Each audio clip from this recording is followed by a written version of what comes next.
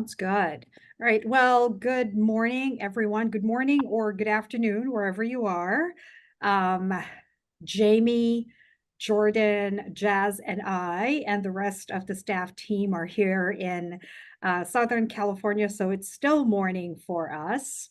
It is Monday morning. It is Monday, April 22nd, and we wanted to spend a little bit of time to number one, let you know that we are ready to go live with sharing this year's State of Asia America report. And I don't know, Jazz, if we're able to show the cover, but number one, I wanted to acknowledge and thank the staff team who worked on this.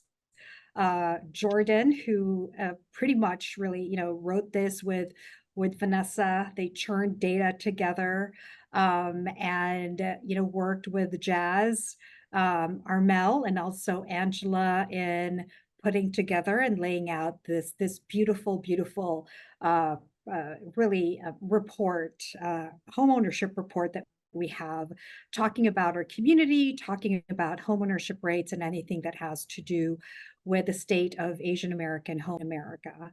Um, each year we focus on a different theme. So last year, if you guys can remember, our cover was John Wong, Alan Okamoto, and Jim Park because it was our 20-year anniversary.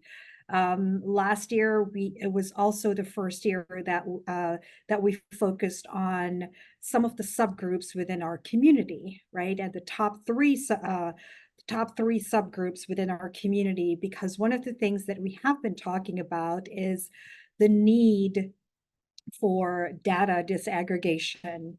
And so that theme is also a big part of this year's State of Asia America report, thanks to the partnership really that we have with Freddie Mac and Jaya and Cindy and Monica and Carmen, who's going to be providing sponsor remarks. Um, One of the things that Jordan, and I'm not sure if Vanessa has been able to join us yet, that they'll be talking about is, why we actually called it Journey Yang, right? An anthology of stories, different stories coming to America, because one thing that is unique about our community, our culture, is we all have that immigration story, whether it's the immigration story of our great grandparents or ourselves, right, or our parents. We all have that story to tell. And so that's one thing that is unique, is you will find that on the subgroups that we do highlight, there is a corresponding immigration story and personal story from one of our members who you even may know. And that again is very unique. Another thing that we focus on, and again that Jordan and Vanessa will be touching on, is why we have the tale of three cities, right? Taking a look at homeownership rate and the homeownership gap between different economic segments, right? Between low income, middle income, and high earners. And so that is something that we hope you will find useful, not just in your personal practice, but useful in talking about your membership, your demographics, your population, and even those conversations that you will share with your sponsors. So this is not a end-all be-all webinar. This is certainly something that is sort of like a preliminary of many, many other webinars and many other discussions to come. But because the shipment of the State of Asia America report has found it, some of those boxes already have arrived, and some of the destinations for our chapter presidents. We just wanted to make sure that, number one, we prepare you for this. There'll be a lot more preparations in person when you attend the Diversity and Fair Housing Summit in DC in a couple of weeks. And again, this is not the last of the webinar that we will be presenting on the State of Asia America report. So with that, I will turn it over to Jamie, our president, to provide remarks and introduce our speakers and also our sponsor remarks. So Jamie? Thank you, Hope. Happy Monday, everyone, and happy Earth Day.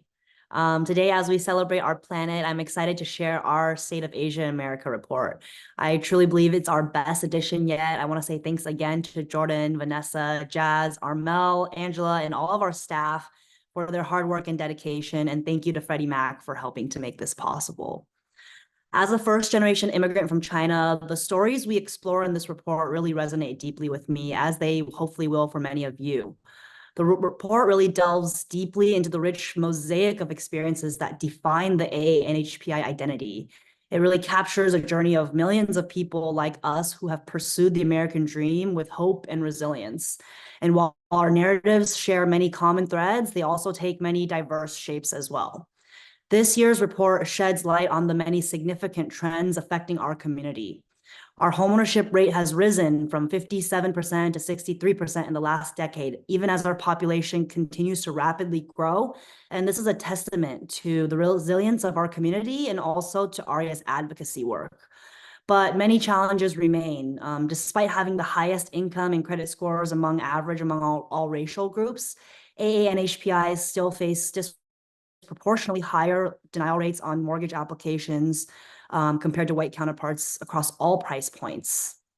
The report breaks down the differences in the stories and trends of different AA and HPI subgroups, sharing not only their recent immigration numbers, but also where they settle, their average property values, the key barriers preventing homeownership in their communities. And interestingly enough, income does not equal homeownership. So some very interesting facts to me personally when I read through the report were that Asian Indians had the highest median household income, but they had the fourth highest homeownership rate. Vietnamese Americans had the third highest median income, but actually the number one highest homeownership rate, but not necessarily the highest average home value. So perhaps it has to do with the median home values, where they settle, maybe how many generations or how long the communities have been in that city. Perhaps it has to do with education or their culture about homeownership programs, loan programs, building credit histories. So these are all really interesting trends, and understanding these trends and the differences behind each of our cultures helps to better advocate for our communities. So our journey through this report isn't just a recount of numbers and data, but it's a vivid narrative of the dreams, the struggles, and the resilience of all of these Asian American families like ours and yours. And so with that, I would like to introduce Carmen Mercado from Freddie Mac to say a few words.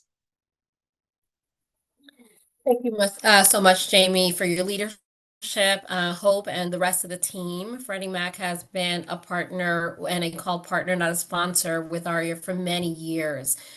We are always excited to be able to share this disaggregated data. And like one of our economists, Jay Day, has been working very closely with your team on this report to provide some of that important information, which really, it really leads to, Jamie, you said, understanding the data so that you can provide the right solutions in the markets that make sense for the AA and HPI community.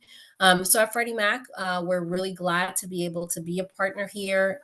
In addition to that, looking at the long-term relationship to look at the data and find for some of those affordable lending solutions that the members may not be aware of, and strengthening their role as a trusted advisor as they're serving the communities. We have to do this together, right? We don't lend directly, as you all know, to the community or to the consumer. So we really do rely on our lending partners, our realtor partners that are out there working with that first-time home buyer, move-up buyer, wherever they are. We want to be able to meet their needs through education, through outreach, and through the partnership we have. So congratulations once again on a job well done. You guys continue to really do a phenomenal, high-level professional job on this report. And I know it's going to serve your members well, but it's also going to strengthen the partnership that Freddie Mac has with you at the chapter level, at the regional and national level, to continue to provide educational opportunities to meet these home buyer needs. So with that, I know there's great information that's going to be shared. Thank you for this opportunity, and we look forward to the continued partnership. Thank you so much, Carmen. And with that, I'd like to turn it over to Vanessa and Jordan to share more about the journeying and tale of three cities. Sure. Thank you, Jamie. So I think we can start off right here by talking about this beautiful cover that we have for all of you. Journeying, an anthology of coming to America. Part of, how we came to this title was we really thought about how can we talk about all these different separate stories, right? Because that can look very different depending on your country of origin, depending on socioeconomic status, depending on what job sector you enter into. There's all these different stories within the AA and HPI community. So how do we collect them all together? Well, it comes together in an anthology. So that is really what informed our process for selecting that title. And the art on the front, this suitcase with all the different stickers, is really meant to reflect that as well, showing traveling, showing all these different cultural points, all these things that I'm sure many of us within the AA and HPI community would recognize. All right, moving on, we can start getting into the report. Vanessa, did you have anything you want to add on that? No, I'm really here to support Jordan. You're doing great. Okay, sure. So yeah, Jazz, if you want to go to page 14 in the report. Jordan, can Yes. I just actually talk about just the anthology, right? And the Yeah. importance of storytelling and why we chose to weave in our members' personal stories about their family's journey to America is really to prepare our members for the storytelling component of our lobbying activity in DC in a couple of weeks. Um, your own personal story is very important. And think of how you're going to tell your story, right? We all love a great story, and that's why we actually watch movies, because that's storytelling for 2 hours, or when we're watching a television series and what have you, right? That there's a story, there's usually this antagonist and this protagonist, right? And there's a plot. And the story of coming to America, as Jordan had said, it's a journey that's very different. And I don't have I do have a copy of the report in front of me, but when Vanessa was, when she was collecting these stories, right, that represent different journeys from Kasha to Lisa Nguyen, and I was reading this in paper, it's like, it's beautiful. And how again is this journey to America important in what we do and how we advocate for the community and how we lobby for policy positions that matter and that at the end of the day will open doors of homeownership opportunities for a community, right? And so we hope that this report is an inspiration for each one of you to tell your story, to tell of your client's story, to tell of your your family's story, right? When you're in those meetings with your either staffer from or the actual representative from Congress or your U.S. senator, right? Talk about these stories and why this is important, and why data disaggregation and why valuation issues is important for wealth generation, right? And all of that stuff. So, again, the importance of storytelling. And that's why, we were very, very intentional about just the title, the journeying, the anthology, and all of that stuff. You can't imagine how many meetings we've had about what is the title, what is the cover, and all of that stuff. So just giving you a little bit of, again, inspiration on as you read through this report, and as you read the personal stories from our members, also think about how you're going to tell your story when we're in DC in a couple of weeks. So Jordan, back to you. Sure. Thank you, Hope.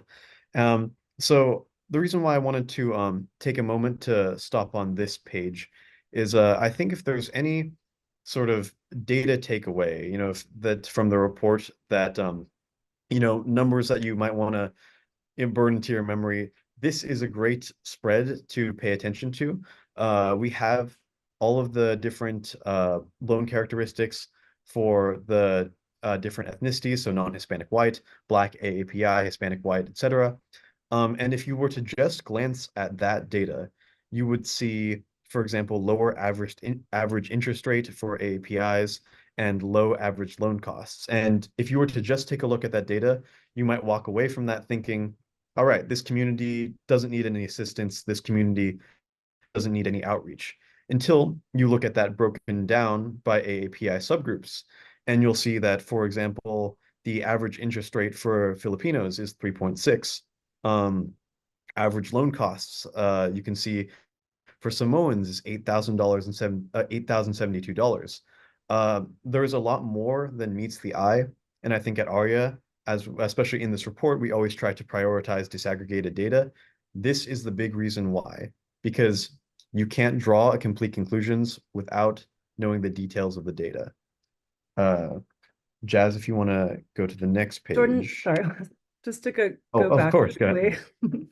ahead. I think for me, it's been maybe the 6th year I've had the pleasure of working on this report.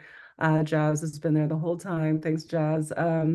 And what we've noticed, just the work that ARIA has done in DC, is that we've been able, beyond Freddie Mac's contribution, been able to see a lot of the agencies provide much more disaggregated data. And so CFPB will be present at the Diversity and Fair Housing Summit on May 6th, which is really exciting. But this specific data came from the CFPB.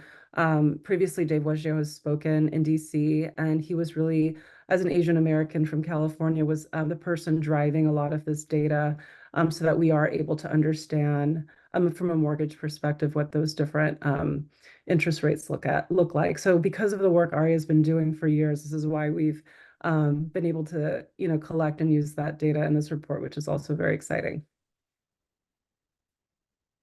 And Jordan, can I also add to the disaggregated data, right? Because this was something that Jamie had talked about in one of her previous president's letter, right? The good data, we say, right, is a basis for good policy.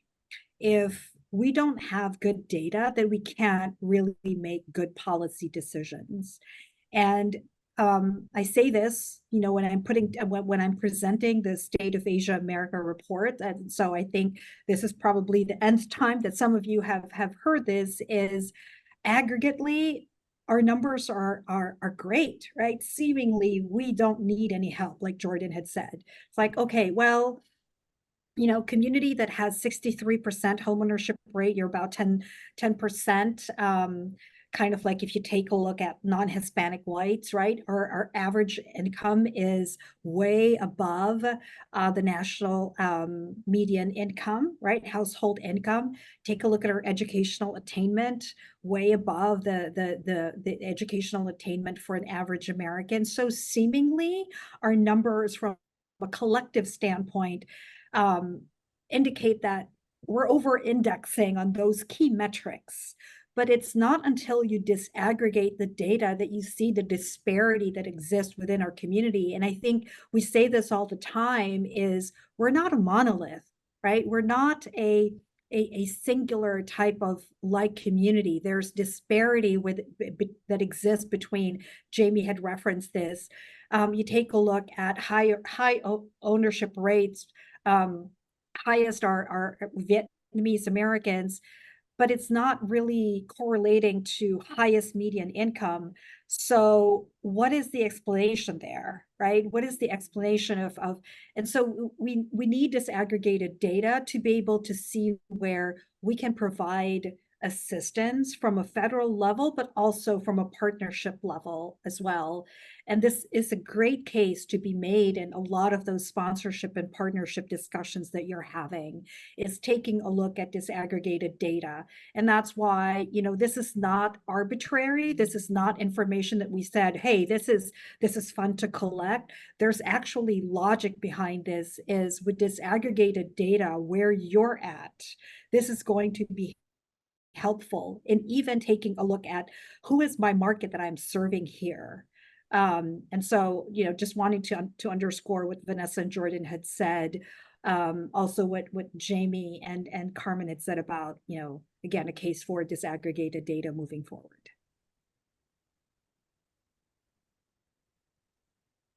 All right, Jazz, if you're able to move to the next page.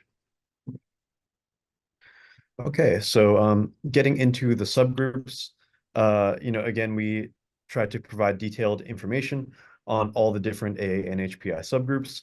So in this case, Asian Indians. Three of the things that I think I wanted to highlight for this year, we always include very important relevant data like population size, median income, and homeownership rate. I wanted to focus on what we did differently this year, and that is financial confidence. One of the big headlines we've seen this past year is concerns with housing affordability, concerns with inflation, concerns with consumer price index.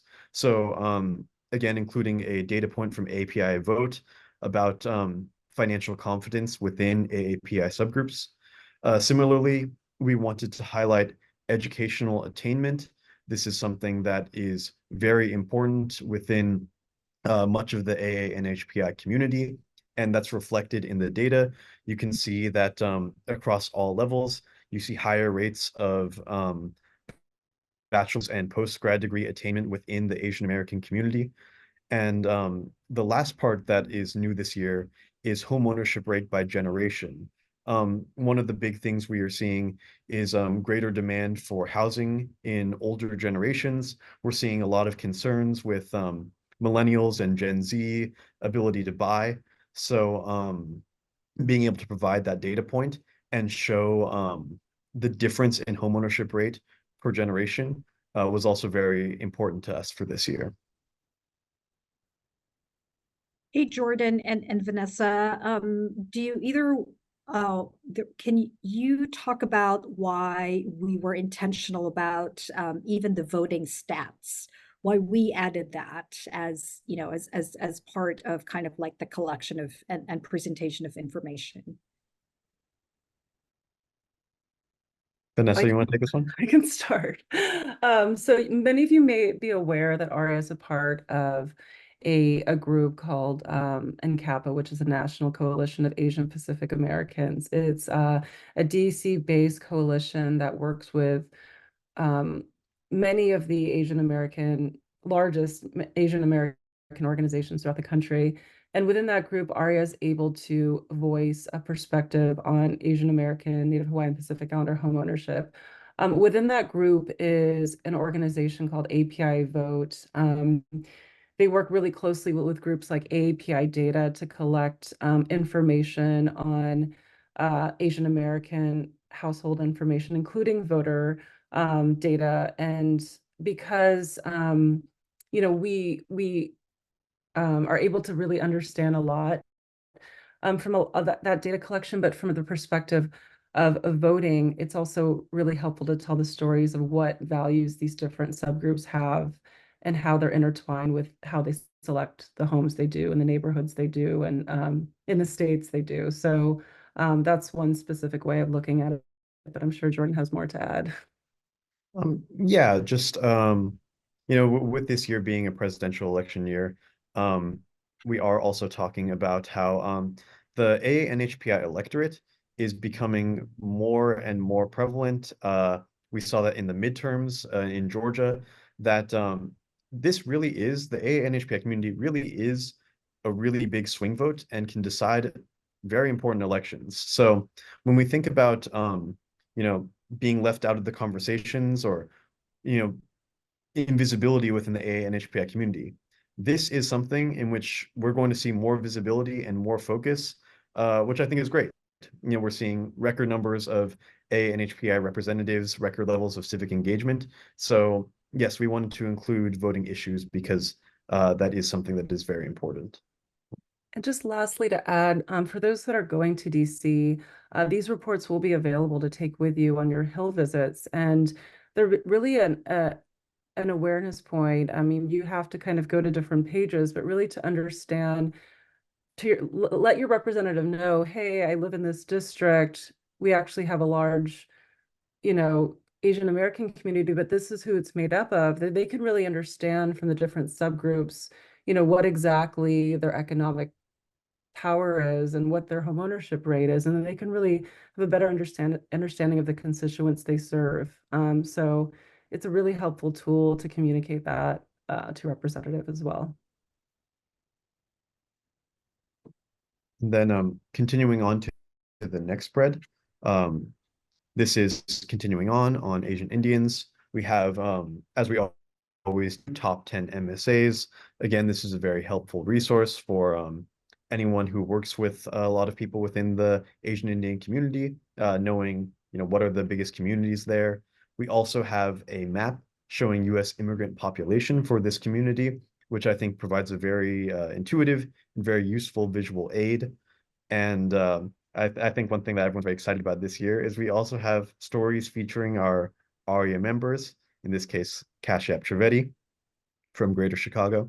That might be a little bit hard to read for our audience, but again, once you get your hands on your own printed report, you can peruse these stories. They are very great and helps you to get to know your fellow ARIA members.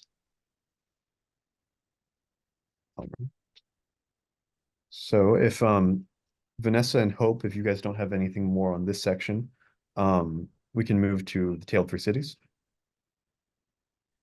Yeah, as we're transitioning to Tale of Three Cities, you'll find the way the disaggregated data section was shared. We allocated a little bit more time to the larger subgroups based off population size, but there's a lot of great information for all of the other larger subgroups, and as much as we could provide for the subgroups that are still missing disaggregated data because their communities aren't large enough. But I think that it's really great to, again, use the report to be able to share your own personal story from where you've been and where you're going in your own journey. All right, so moving on to this section, the Tale of Three Cities. Now, this was a data revelation provided to us by Freddie Mac. If you look at that chart in the bottom left, it shows homeownership rate, the homeownership gap by race and ethnicity. And what you see, if you look closely, you'll see that the white to black and the white to Latino homeownership gap decreases as you move from lower income to higher income brackets, which sort of intuitively makes sense as people become wealthier, they have more access to things like home ownership. You'd expect to see those racial gaps decrease. However, for the Asian American, Native Hawaiian, Pacific Islander community, that actually increases at the middle income level and is very comparable to the white to black and white to Latino gap. And that is something that we really wanted to focus on. As we've talked about, disaggregated data is incredibly important, and there is a need for assistance at the middle income level, especially for our community. So with the Tale of Three Cities, we wanted to focus on those three distinct income groups and kind of run with that and dive deeper into what is it like for people within our community in those sections. And you might be wondering why you're looking at a bunch of actors and actresses on the right side of the page. And so when we were brainstorming about this year's report at ARIA, previously we've done a lot of storytelling with history. It's a great way for Asian Americans to learn about our own history in the United States. And so this year we wanted to take a more modern approach by using recent films and television series to tell the stories of the Asian American experience. So whereas you'll find personal ARIA stories in the disaggregated data section, in the Tale of Three Cities section, which is really socioeconomic disaggregation, you'll see that we're telling stories based off of recent films. And many of these films you've heard of, some of them might be more rare, but it's really also showcasing the diversity of experiences within the Asian American community and how we can use these stories that some people might be familiar with to further our policy needs and yeah, so we'll be going through a little bit of that in this section. And I'd also like to add, kind of like the relevance of these movies. It actually shows that we've come a long way, right? That representation in Hollywood is something that's important for our culture and something that is important for what we do as an organization is making sure that there is representation, that when you turn on your television or when you're watching a movie, you can actually see people who look like you, right? Who have the same skin tone, who you can relate to because of cultural type of like representations that you're seeing on screen. And that's important because that provides that sense of belonging, which is very important for us. When we're seeing more of us on television, whether it's news reporting or whether it's mainstream media like Crazy Rich Asians or Easter Sunday, we can poke fun at ourselves, but also to actually see, hey, there are actually actors and actresses who can be celebrated and who can represent me. And that is part of that whole journey, right? Of coming to America, of belonging to America. So hats off to Vanessa and Jordan and Jazz and Armel and Angela for picking these movies that I think 3/4 of them I haven't seen. I still have to see them.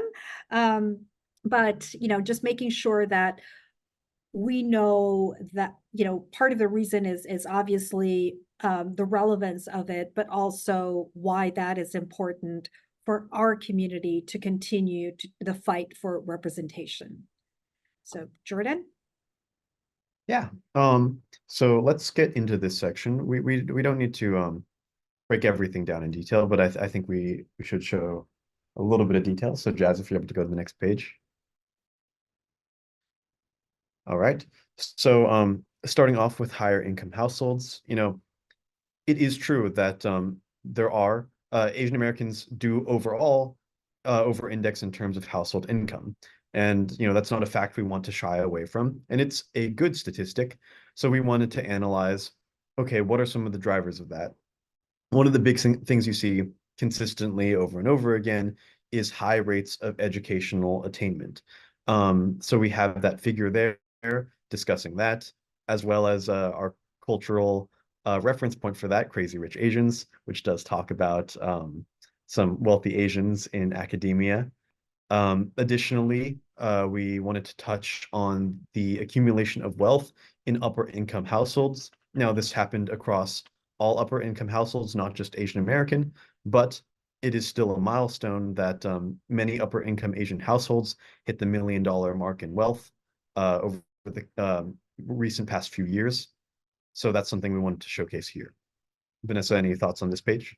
Yeah, and just again, another contributor, strong contributor to the report, who's also going to be in DC, is Pew Research. Neil Ruiz has previously spoken at ARIA conferences. They have done such an intentional job of providing rich data that shapes the Asian American experience. And one of that was this recent study they did on household income post-pandemic.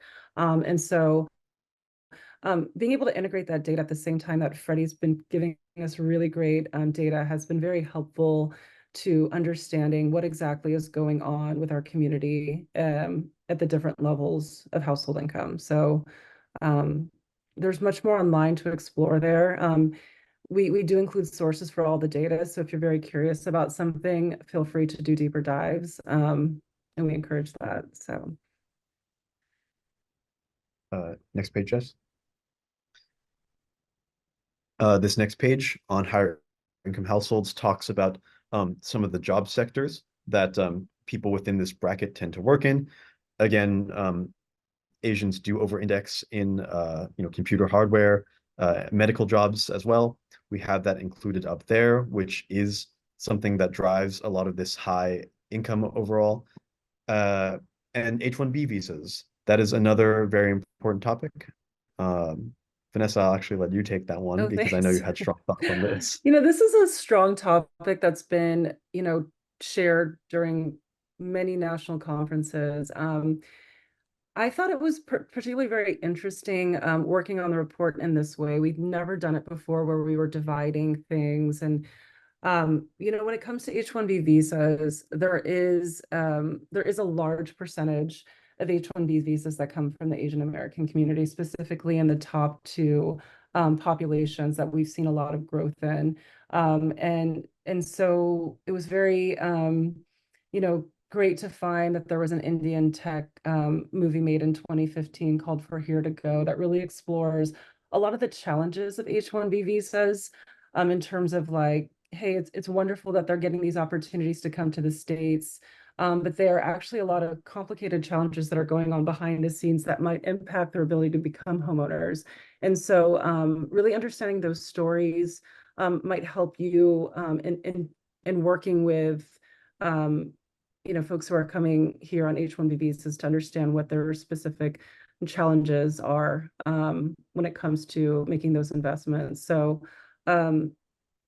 yeah, you'll see on the right page that there's a breakdown. This is a little dated, but I think it was the most recent way of understanding where you're finding the largest density of H-1B residences. And so it's always important in the report to kind of go through it once and then go back to different sections. In the beginning, we didn't really go through it, but there's a great map on just migration patterns in the United States, and you can really see where the inbound migration is happening thanks to Freddie Mac. And so there is a correlation there with H-1B visas that we have to kind of be aware of, and why certain states are attracting a lot more Asian American population. You'll see that the states with the largest Asian American population inbound migration this year actually have a big tech focus, including Washington State.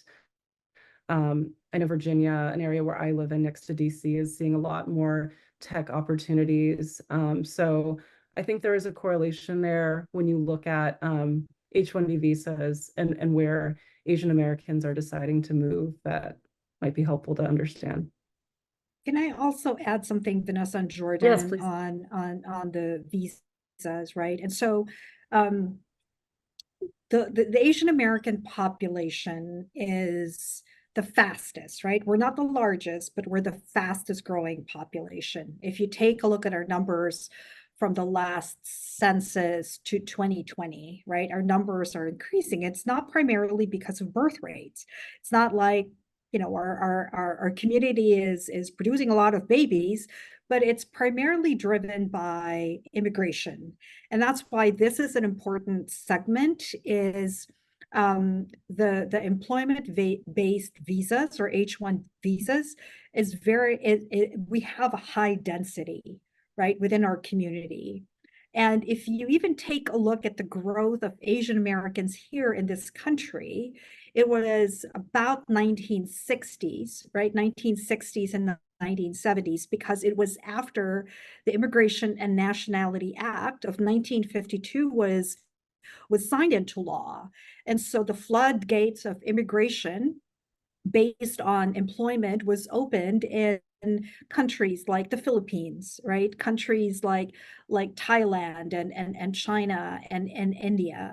So this is important to understand, because if you take a look at places where there's density of, let's say, Silicon Valley, right? Density of Asian Indian Americans there, because of the tech factor. You take a look at California and even Texas, where there is a high population of nurses, right? And so there's a high population of Filipino Americans who have come here again because of the H-1 visa program. So that's important to kind of like take note, because for those, and Vanessa had touched on this, for those who have come here on an H-1 visa program, they might be on the I-10 program, right? Two presidents call ago, I think it was Jamie, right? That was one of the questions that was asked is, do one of our partners, do they offer an I-10 mortgage program? And again, that is important to kind of like understand your community, your demographics, and why this is important to kind of like know and weave into homeownership and mortgages and all of that stuff. So, Jordan? Yeah. Getting into the next page. Now we focus on the middle income. One of the big trends we see for this bracket is the prevalence of small business owners. Again, it would be inaccurate to conceive of these business owners as, all crazy rich Asians. A lot of them are at the middle income level, and that is something that I think is really prevalent when you think about loans and other needs that small business owners need. Asian Americans over-index very strongly in terms of business owners, and we have some data included there. In 2020, there were 612,194 Asian-owned businesses, employing about 5.2 million in the United States, the highest among all minority groups. That is a big deal, and that is certainly a data point that I think is worth paying attention to. And if you look at the right side of the page, we have an analysis of the middle income white to A NHPI homeownership gap. And this is a case study provided by Freddie Mac that shows if the homeownership gap at the middle income level were the same as the overall homeownership gap for Asian Indians, Filipino, Korean, and Japanese, it would significantly lower the overall homeownership gap for the A and HPI community. And while that can sound a little bit complicated and technical, the major takeaway is that there are very significant gaps to be addressed here, especially with Asian Indians and with Koreans as well, in terms of outreach, in terms of language access. And if those gaps were to be diminished, you would see great overall homeownership gains for the A and HPI community. And just to add here with the selection of the show, I think Ali Wong won a few awards for this series that she put together for Netflix, which showcased her own, her being a main character, her story as a business owner that was very successful in the design space, and then another character, a Korean American, who was also a business owner and a contractor, and really their own different challenges when it came to small business ownership. Back to what I was saying before, within NCAPA, there is another organization called National ACE that focuses on the Asian American experience from the lens of small business. And as Jordan mentioned, I think that there's a heavy correlation there with why certain Asian Americans who are entrepreneurs and small business owners maybe haven't been able to achieve home ownership. They might be limited with their understanding of what it takes to become homeowners. And I think that, making sure that narrative of small business ownership includes the spectrum of different challenges and why Asian Americans might need more attention when it comes to being to skewing heavier, higher index when it comes to small business ownership. Onto the next page. Continuing on middle income. This focuses on the weight on our shoulders, refers to high rates of cost burden AAPI renters and homebuyers. We have some data there that shows, for example, 26% of Asian renters are cost burdened by rent, as opposed to 20% of white homeowners. Again, this certainly cuts against the narrative of crazy rich Asians. We also showcase the top 5 MSAs for credit visible A and HPIs. And of these MSAs, Dallas-Fort Worth, Arlington is the only location that has close to median affordability. So again, If you just look at median income numbers, you might think, okay, people at the middle income level are not in need of assistance. But when you account for things like affordability, especially the MSAs in which our community is distributed, you see significantly higher costs and barriers associated with that. Onto the next page, touching on multi-generational housing. This is, again, a trend that has continued for, sorry, Jazz, I meant yeah. Multi-generational housing. This is a trend that we're seeing across all Americans, and one that I think has been really popular within the Asian American community for a long time. And I think one that we're really expecting to see get more and more popular as affordability concerns continue to rise and people continue to live longer and prioritize things like health span or familial care. This is a trend that we'll continue to see in the housing market.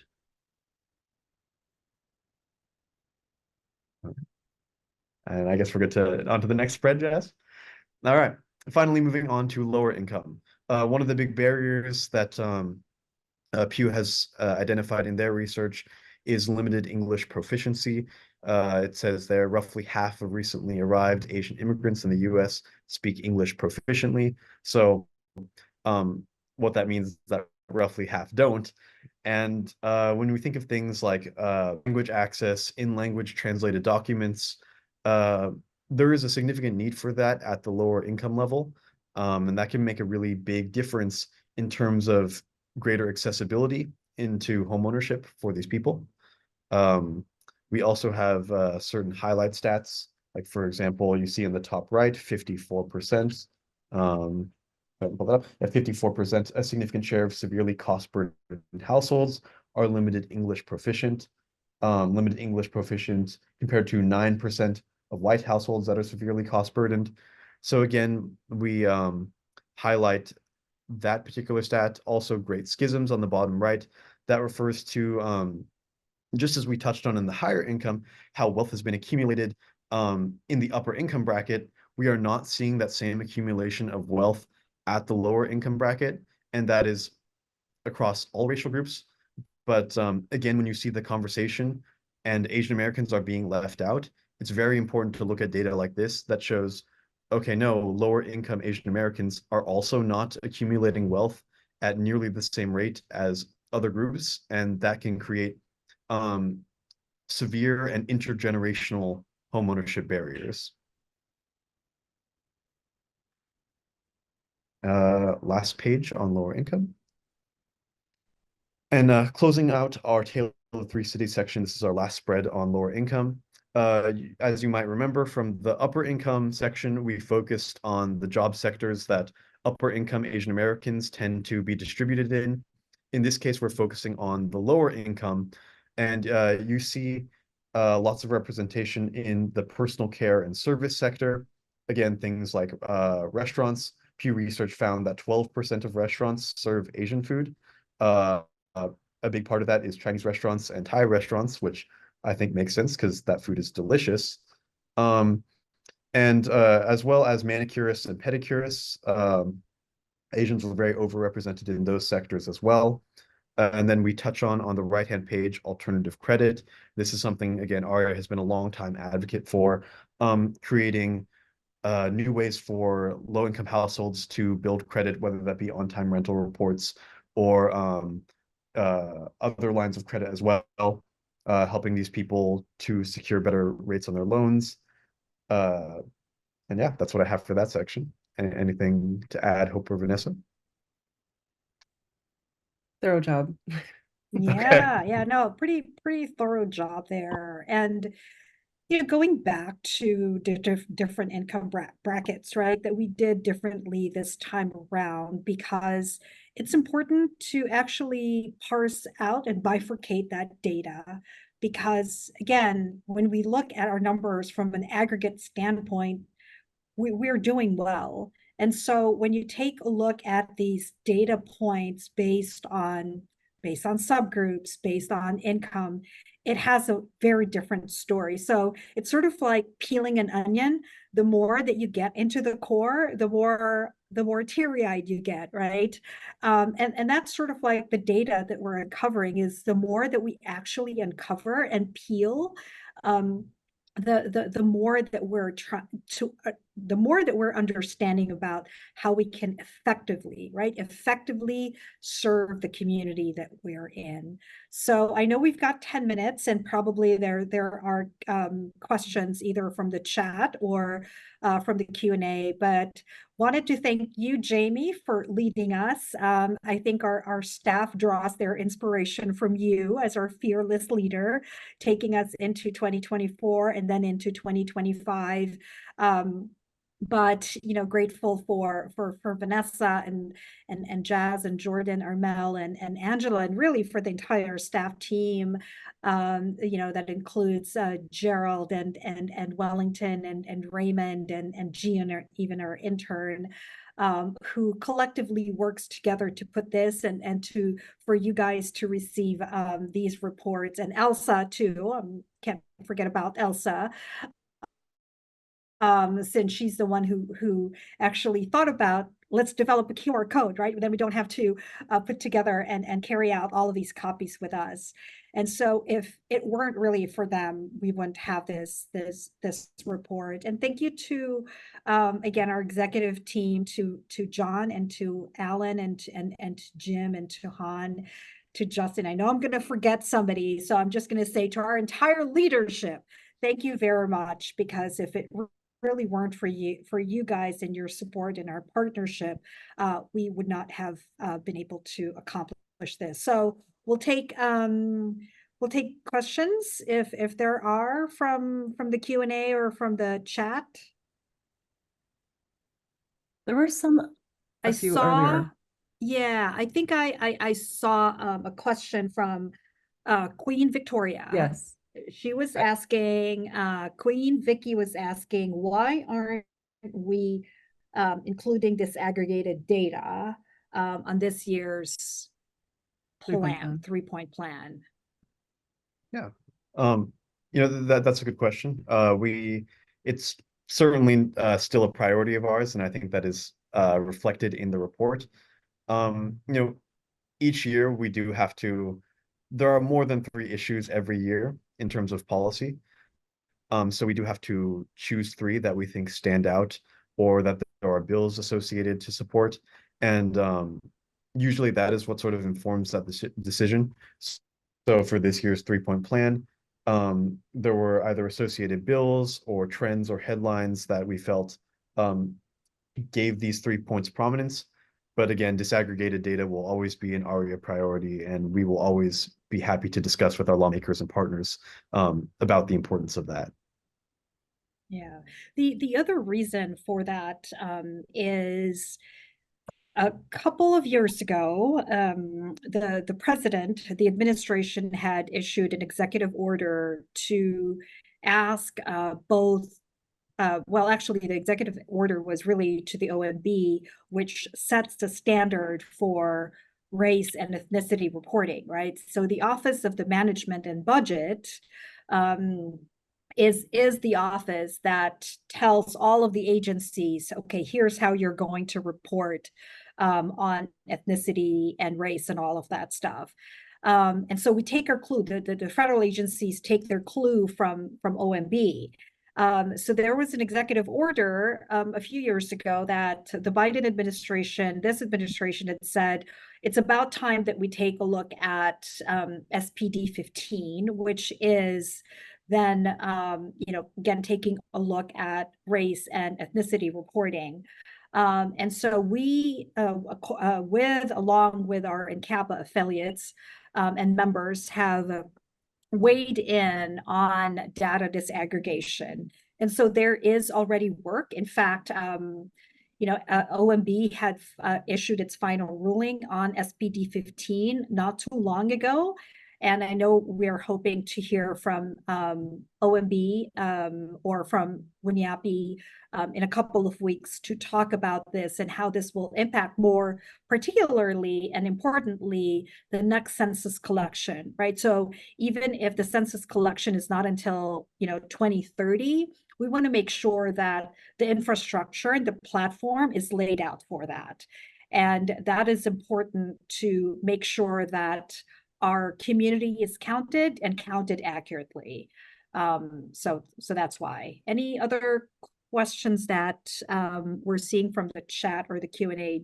John, it looks like, of course, John's going to ask us a hard question, right, Jamie? Yeah, it's not so much a hard question. First, I love the movie theme. I say that it's going to be, kind of powerful. Yes, in the SSA, but really to the extent that we use the SSA in the Hill visits. Because while the elected officials themselves are my age and probably haven't seen a lot of movies, their aides are really kind of in your generation and we'll see in a whole bunch of them. So I think that'll resonate. But I think the theme regarding the movies, when you're in the entrepreneur middle income section, make a reference to the Crazy Rich Asians, because we see all the rich people in Asia, but really a key person in the story is Carrie Chu, who was the mother of, the protagonist, who, because she had to flee violence to come to this country with nothing, and then built a career around real estate. So I think to get her kid to go to a university, become a college professor. So if there's a way to tie that in, I think that would be cool. When you're talking about the H-1 visa, be conscious. I mean, we don't have to back off from it. Be conscious that immigration is a hot topic in DC right now. And in particular, sort of immigration from Asian countries is looked at from some folks in a hostile way. So I think that to the extent that we can comment, especially when you had the H-1 visa, it wasn't just, oh my God, the Chinese are overwhelming us, but in fact, the Philippines, Vietnam, is a broad spectrum. And to some level, we have some stats about, and we may not have it right away, about the contributions to the communities. I think we've already asked some of our research supporters to get us data like that. That'll be good. If there's you mentioned that this is going to be QR code and nothing printed. Will there be printed copies at all available? Oh, okay. Yes, John. We will have copies for you to put in your suitcase. No, I'm just kidding. Yeah, that's right. Yes. But to the extent you can bring it to the Hill, and yes, it's true. Probably 80% of the stuff that they would receive may be tossed. But I think that the SSA usually looks kind of cool, especially with the little movie theme thing. It may keep it a little longer. But if you can help those of us coming to the Hill with the 3 points and tie in 1 or 2 pages of the SSA that relates to it, so we can refer to it back and forth, that I think that would be a very powerful messaging. So anyway, thanks. It looks wonderful. All right, I think we have maybe time, Jamie, for one more question with 2 minutes before our end time. Anybody have a question? All right, well, we will leave you, Jamie, to deliver the closing remarks. And Thank you, everyone, for taking the time to join us today. So please do take the time to dive deeply through the whole report, share and disseminate the report to your members. I know we're all busy, but it's a great read on your flight over to Washington, D.C. So you'll be armed with all the facts and statistics that you need to know to have conversations on the Hill, and so that we can advocate more effectively. So if you haven't signed up for Diversity and Fair Housing yet, it is coming up in about 2 weeks from May 6th through 8th. So I hope that today's webinar and the State of Asia America report inspires you to do so. And again, as everyone has mentioned, with this year being election year, with the discriminatory land laws in over 30 states, with the NAR Commission lawsuit potentially adding an additional barrier to homeownership for first-time home buyers, our Diversity and Fair Housing Summit this year, I think, is the most important ever. So Thanks again, everyone. Have a fantastic week. Please register if you haven't. Please encourage more members to register, and I will see you all soon in DC. Thank you again to Jordan and Vanessa for doing an amazing job today on the panel, and thank you to all the staff for your hard work. Thank you, Jamie. Thank you, Jordan, Vanessa, and the rest of the staff team. Proud to actually serve with you. We'll see you in DC. Thank Bye, you. everyone. Bye.